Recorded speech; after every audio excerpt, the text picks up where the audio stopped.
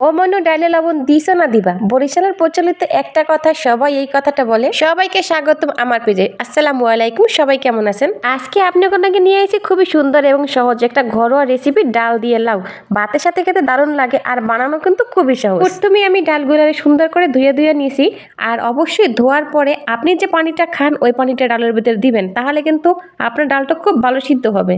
ডালটা ধুয়ে দিয়ে দিলাম কড়াইয়ের ভিতরে আর দিয়ে দিলাম কাঁচামরিচ। এইদিকে ছোট্ট কষি একটা লাউ আমি জামা ছাড়াইতে আছি, জামাটারে আমি ছাড়াই তারপর সুন্দর করে কাইটে নেবো। লাউটা কাটার মাঝখানে আপনাকে লাগে একটা কথা শেয়ার করি।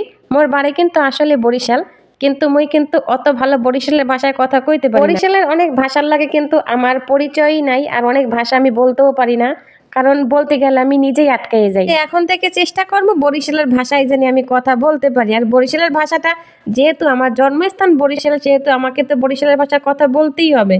হ্যাঁ, আপনি ওগুলোকে কথা কইতে কইতে কিন্তু লাউডের জামা ছাড়ানো শেষ। এবার কিন্তু লাউডের আমি ছোট করে কাইটে নেবো। আর একটা কথা কইলো, এর মধ্যে অনেকে আবার আইয়া খোঁচাখুচি করতে পারে লাউডা তুমি ধুইলাম না।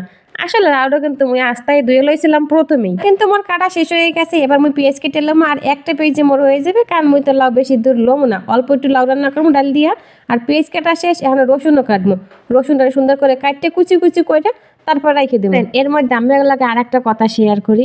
মাঝে মধ্যে কিছু মানুষে মোর এমন মনে চায়, বিশ্বাস করবেন, যে পেঁয়াজ রসুনের মধ্যে কুচি করে কাটি। দেখেন মোর ভিডিওতে কেউ কোনো কিছু কমেন্ট করতে আইয়েন না খারাপ কিছু, কারণ মুই জীবনে প্রথম বরিশালের ভাষায় একটা ভিডিও বানাইতে গেছি।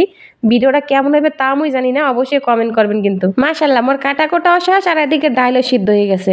ডালটারে ভালো করে ঘুরতে লইছি, কিন্তু আপনাকে দেখাইতে পারিনি, কারণ এই ভিডিওটা আমি নিতে ভুলে গেছিলাম। এরপর ডালের ভিতরে পানি দিয়ে দিলাম আরো কটা কাঁচামরিচ, আর দিয়ে দিলাম হলুদ। এই ডালের মধ্যে যদি একটা বোম্বাই মরিচ দেওয়া যায় তাহলে বোঝেন যে কি মজা লাগে। ওই ডালটা দিয়েছিলাম প্রথমে কড়াইতে, কিন্তু কড়াইতে ডালটা আড়ায় না। এরপর দিয়েছিলাম একটা পাতিলে ডালটা, কারণ ডালটা একটু গড়ি খাওয়ানো লাগবে, না তো লাউডা আবার সেদ্ধ হইবে না। এইদিকে আবার কড়াইতে তেল গরম আর পেঁয়াজ রসুন দিয়ে দিলাম, হালকা বাদামি করে ভাজে নেবো। আর এইটারে কিন্তু মোরা বরিশালেরা কই বাগার।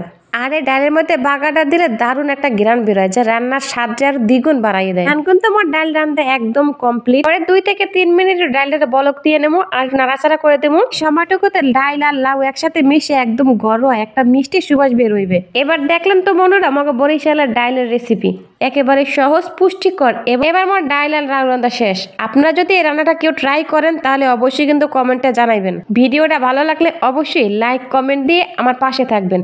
পরের রেসিপিতে আবার দেখা হবে। যদি কেউ অন্য কোনো রেসিপি দেখতে চান বরিশালের, তাহলে অবশ্যই কিন্তু আমাকে কমেন্ট করে জানাবেন। একটা কথা বলি সবাই, বরিশালের ভাষায় আজকে প্রথম ভিডিও বানাইলাম, কেউ কিন্তু খারাপ মন্তব্য করবেন না। অনেক ভুল ত্রুটি হতে পারে ভিডিওতে, অনেক কথায়। ভালো থাকবেন সবাই, আজকের মতো এখানেই বিদায়। আল্লাহ হাফেজ।